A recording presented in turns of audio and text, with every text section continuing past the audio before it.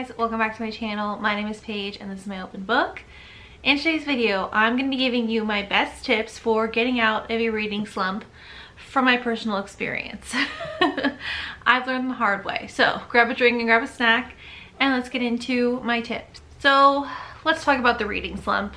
I personally just got out of one. I feel like I'm still kind of in like the tail end of it, but I'm staying hopeful regardless. Basically, just feeling like you don't want to read anything. Nothing's sounding good, nothing is calling to you, you really don't feel like reading. It happens to the best of us. So here are some tips that I have. First, my favorite thing to do when I'm in a slump is to reread an old favorite. Now, don't pick something that you like just read last year. Try to pick something that's a little bit older. You haven't reread it before, and it was like one of your all-time favorites, maybe like 2 or 3 years ago. I feel like that's like the sweet spot with a reread. You could go even further back if you want, if you've been a reader for a long time, but I feel like 2 to 3 years is the sweet spot if you can manage it. If you haven't been reading for that long, this tip may not be as helpful for you, but that's okay. I have other ones. But there's just something about a reread. I think it just helps you remember like what it is you love about reading. It helps you kind of recenter, kind of like reassess like what you like in books. Even if it's maybe something like that got you into reading, you know, like what's a book that you liked to read when you were younger? Even pick up like a YA book, you know what I mean? Just try to go back to your roots, you know, go back to what you know you like, to kind of give you like a little reset, a little refresher, reminder of what you enjoy, because that will usually go well for you. And then you can kind of pick things that are similar, like what is it about that book that you love? So for example, my current reading slump that I was in got into a slump because I read Sunrise on the Reaping by Susan Collins. So I reread the other Hunger Games books. And now I'm kind of in the mood to read like other dystopian. So that's kind of fun. I haven't really been reading dystopian for a while. That kind of brings me into my next tip. If a reread isn't going to work for you, try reading a new genre. Just mix it up in some way. So for example, I'm normally a romance girly, right? Sometimes I'll throw in a mystery or a thriller here or there. But one thing I've been enjoying lately is historical. Even if it's not a romance, historical fiction. Like I said, dystopian has been fun for me. You know, just again, sprinkling in little things here or there to mix it up. Maybe don't pick something super outside of your comfort zone. Like, I personally wouldn't pick up like a horror book right now because that still intimidates me. That might be a little bit too far-fetched. But pick something that's just like adjacent to one of your favorite genres. So if you like a fantasy, go for a dystopian, or if you like a historical, maybe try a romance if you're not typically a romance reader. Or if you like dystopian, go for like a sci-fi book maybe, you know. So again, just try to pick something that is a little bit of a change, but not like super outside of your comfort zone, just to like mix it up. And kind of piggybacking, kind of piggybacking off of that. Why does that sound wrong? Anyway, I think a mystery or a thriller is good no matter what genre you like. Usually if you pick like a fast-paced thriller or some kind of murder mystery, even if you're not really that into the idea of reading in that current moment, you usually want to know how the book ends, regardless of if you're like having a good time, right? So try to pick a book where there's something that you want to figure out that you won't know until you get to the end. Okay, if you don't really want like a mystery or a thriller, you could pick up like that recent book by Lane Fargo called The Favorites. For example, that one wasn't really a thriller or a mystery, but it is about the lives of these two figure skaters, and there's like something about their past that you don't really know until the end. Wasn't my favorite book of the year? Not even close. But it did give you that kind of FOMO feeling, like you have that fear of missing out. You really just want to go to the end just to see what's going to happen. At least you'll finish a book. You know what I mean? I feel like it'll like kind of break the seal in a way where at least you could show that you have finished a book and you can kind of get momentum after that. So again, Favorites by Lane Fargo I think is one that's not really a mystery or a thriller but gives the same idea. But some like standard mystery thrillers that are my personal favorites. I like picking up a Frida McFadden book when I'm in a slump because her thrillers are always really fast-paced, very easy to read, and she always delivers on that. My favorite mystery author is Agatha Christie. Now I will say her books sometimes make you have to think a little bit, so they might not seem as accessible in the moment when you don't feel like reading.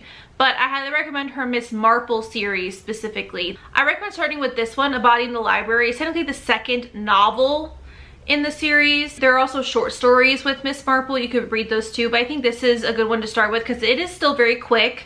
It's a great mystery. And the fun thing about Miss Marple is, like, yes, it's a mystery, but she's not an investigator. She's not a detective. It's not really like true crime-esque. It doesn't really dive into like the scientific aspect of the evidence and the psychology and, you know, things like that. It's really just like an old lady who helps people with crimes because she's just been around the block. She's seen a lot of shit, you know, so she can usually make connections or like notice patterns that other people don't notice just because she's probably seen it before. So I think because she's technically not like a scientific expert by any means, I think that it makes this mystery more accessible to anybody. So I think this is a good one too. Okay, my next tip is to find a bingeable series on Kindle Unlimited. Even if you don't have Kindle Unlimited, just get it for 1 month. It's only like, what, $11 right now, I think? Maybe 12, but still, it's only 1 month. That's cheaper than buying one paperback at Barnes & Noble, okay? And just find a quick bingeable series that's on Kindle Unlimited.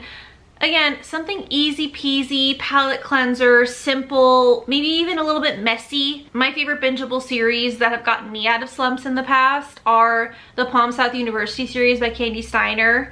Think like those old TV shows like 90210, Gossip Girl, like those kinds of shows where every book feels like a different season, like every chapter feels like a different episode of a TV show, so it's like very bingeable. Love that one.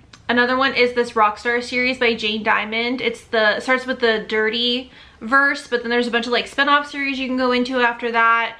And I think she does a really good mix of tropes. So I think that'll be good for a bingeable series. You could pick up just like a spicy novella. Katie Robert is really good for that. I think she'd be a good one. Yeah, you guys get the vibe I'm going for. Basically, any series that is on Kindle Unlimited that you can easily binge. Get the Kindle Unlimited subscription, even if it's just for 1 month. You'll get your money's worth for that month and then you can just cancel it. No harm, no foul. But again, finishing something like that, it keeps you hooked, it keeps you invested.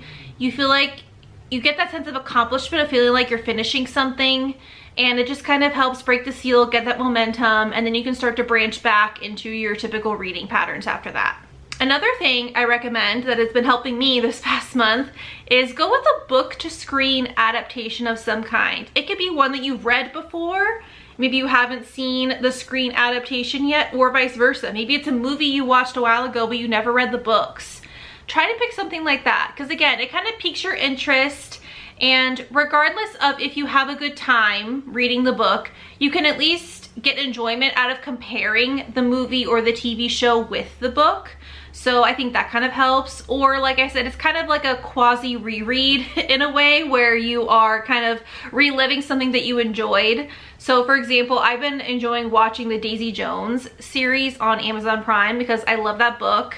And I probably could have also just re-listened to the audio, but because I was already rereading other things, I have been watching the TV show and that's been really fun. Novel concept. If you are in a reading slump, you don't have to read anything. You could, hear me out. You could take a break from reading.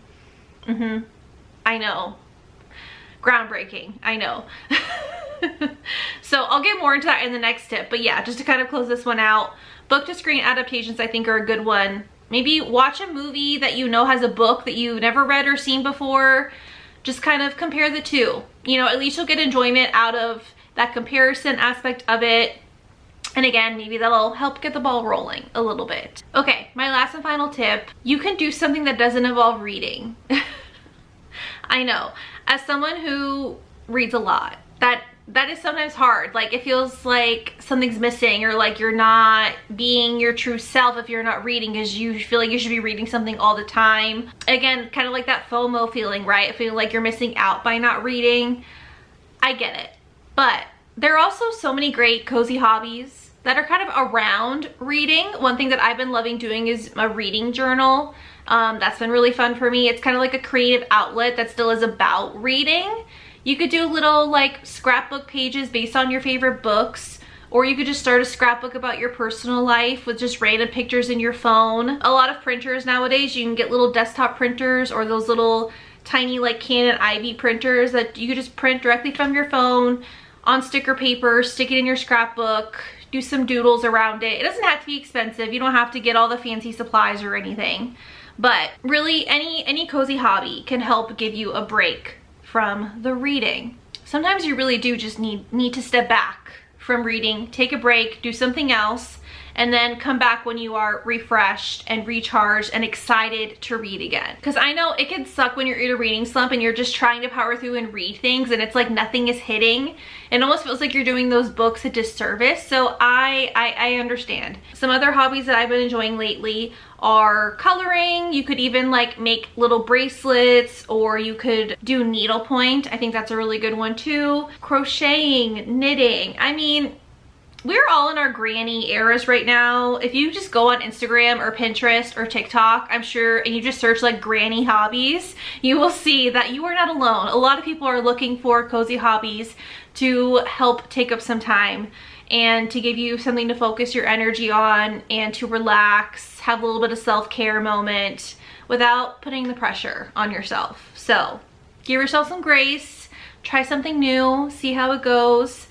Allow yourself time to kind of get out of the slump in a positive way and power through. You will get through it. You will go on the other side. And the good thing about reading is it'll always be there. Your bookshelves are not going to disappear in the blink of an eye. You can always go to a thrift store and pick up new books if you just want something random. Don't feel the pressure to, you know, keep up with the Joneses, okay? Take your time. It'll all work itself out. All right, that's gonna be it for today's video. It was a quickie, but I just wanted to give some quick tips for getting out of a slump. I know I needed them. I'm sure I'm not the only one. Give this video a like, leave a comment down below telling me a book that you have read that got you out of a slump before. I'd love to have more recommendations to have on deck. And be sure to hit that subscribe button so you can see my next video, and I'll see you next time. Bye.